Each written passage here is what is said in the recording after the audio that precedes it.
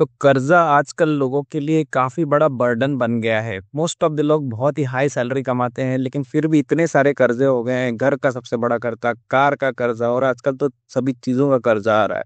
तो इसके कारण लोग बोझ के तले दब जाते हैं, सारी सैलरी कर्जे में चली जाती है। इसके कारण उनकी ग्रोथ हो ही नहीं पाती है, उनका कैपिटल बिल्डअप नहीं हो पाता है। तो आज बात करते हैं डेब्ट फ्री कैसे बने, ठीक है। तो लेट्स बिगिन द वीडियो, ठीक है। तो डेप्थ मैनेजमेंट क्यों मैटर करता है ना। डेप्थ अगर आपके पास जितना ज्यादा होगा, फाइनेंशियल फ्रीडम को वो लिमिट करता है ना। स्ट्रेस भी अपना बढ़ता है, और सही अगर डेप्थ मैनेज करते हो तो आपको लाइफ में बहुत ही पीस मिलेगा।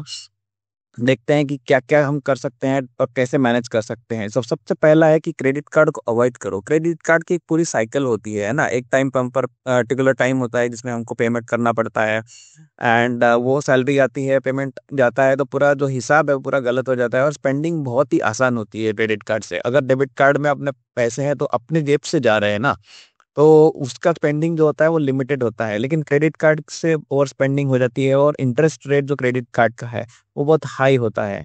एंड इसके लिए बेस्ट ऑप्शन है डेबिट कार्ड यूज करे या यूपीआई यूज करे। क्रेडिट कार्ड को यूज ना ही करे तो ही बेटर है।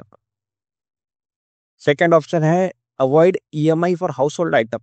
ठीक है, घर एंड कार के लिए होम जो लोन है ना, वो लोन ठीक होता है कि ये घर का और कार का लोन जनरली अलाउड होता है। लेकिन अगर हम घर की चीजों के लिए लोन ले रहे हैं, बहुत सारे लोग तो टीवी के लिए लोन लेते हैं, फ्रिज के लिए लोन लेते हैं, फोन्स के लिए लोन लेते हैं, तो इसमें वो ईएमआई के चक्कर में फंस जाते हैं। तो डेफिनेटली जो घर की चीजें हैं उनके लिए तो लोन लेना ही नहीं चाहिए।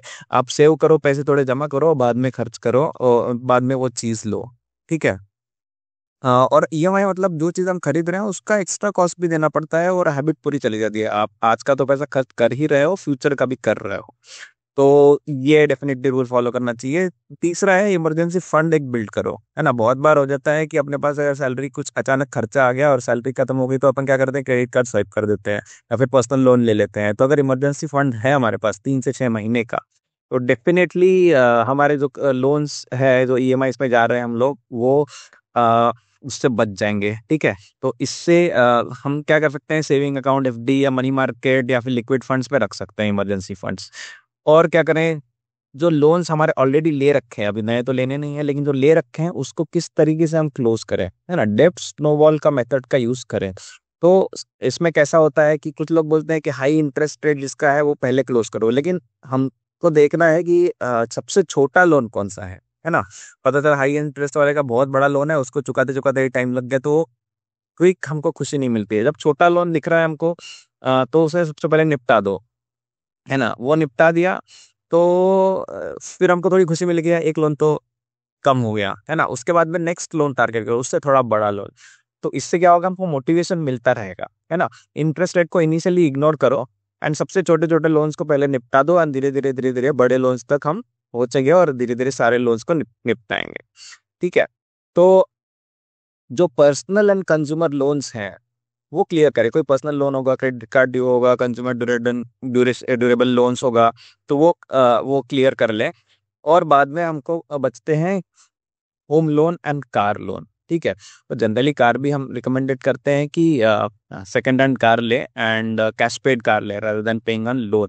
तो ठीक है। तो लेकिन अगर ले लिया है हमने कार, तो क्या करेंगे, धीरे धीरे ग्रेजुअली सारे के सारे, पहले personal loan, credit card loan, ये वाले, और किससे पैसे लिए होंगे तो वो भी हमको रिटर्न करने हैं। वो रिटर्न होने के बाद नेक्स्ट होता है कि ये कार एंड होम लोन। तो कार टारगेट करो, छोटा लोन है, तो we have to target to finish and get get the डेब्ट फ्री फ्रॉम कार। एंड उसके बाद में होम लोन को टारगेट करो, थोड़ा ओवर पेमेंट कर करके होम लोन को क्लोज कर दो।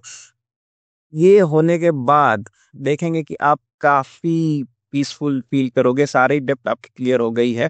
लेकिन एक ध्यान रखना कि इमरजेंसी फंड को यूज करके कभी डेप्ट मत ले लेना, डेप्ट मत क्लियर करना। अदरवाइज क्या होगा, आपने इमरजेंसी फंड तो है नहीं, और आपने डेप्ट को क्लियर कर दिया, अब अगर आपको पैसे चाहिए तो फिर कहाँ से आएंगे ना, फिर से लोन में जाना पड़ेगा। तो वो साइकिल में अगर नहीं जाना है हमको, तो ये 3 से 6 महीने का इमरजेंसी फंड। और अगर आपको लग रहा है कि आपका कुछ अनसर्टेनिटीज है लाइफ में, तो ये 6 से 12 महीने तक का भी आप इमरजेंसी फंड बिल्ड कर सकते हो, ठीक है। तो जब हम इस स्टेट पे पहुंचते हैं कि कार एंड होम लोन हमने पे ऑफ कर दिया, तो एक बहुत ही सिग्निफिकेंट लेवल होती है ठीक है, और उसके बाद में भी हमको देखना होता है, डेप्ट फ्री तो हो गए, लेकिन पहले सेव करो। कोई भी चीज खरीदने के लिए हमको टारगेट बनाना पड़ता है कि ये चीज हमको खरीदनी है, उसके लिए इतने पैसे चाहिए, तो हर महीने हमको कितने जमा करने पड़ेंगे, उतने जमा करके फिर वो चीज खरीदो, रादर देन कैसे कि हम खरीद लेते हैं लोन पे, ईएमआई पे, और बाद में भरते बैठते हैं। ऐसा नहीं, कोई भी वैकेशन होगा, गैजेट होगा, फर्नीचर होगा, प्रॉपर प्लान करो। हाँ, जितना डिलेड ग्रेटिफिकेशन करोगे, फाइनेंशियल स्ट्रेंथ उतनी बढ़ेगी। ठीक है, होप आपको ये वीडियो अच्छा लगा हो और आपकी डेप्ट के लिए आप अच्छे से कोशिश करोगे और डेप्ट फ्री ज़रूर बनोगे। ये सिर्फ एजुकेशनल पर्पस के लिए है, कोई भी इसमें एडवाइस की तरह मत लेना। और अगर चैनल पर नए हो तो लाइक एंड सब्सक्राइब जरूर कर देना। Thank you for watching, bye bye guys.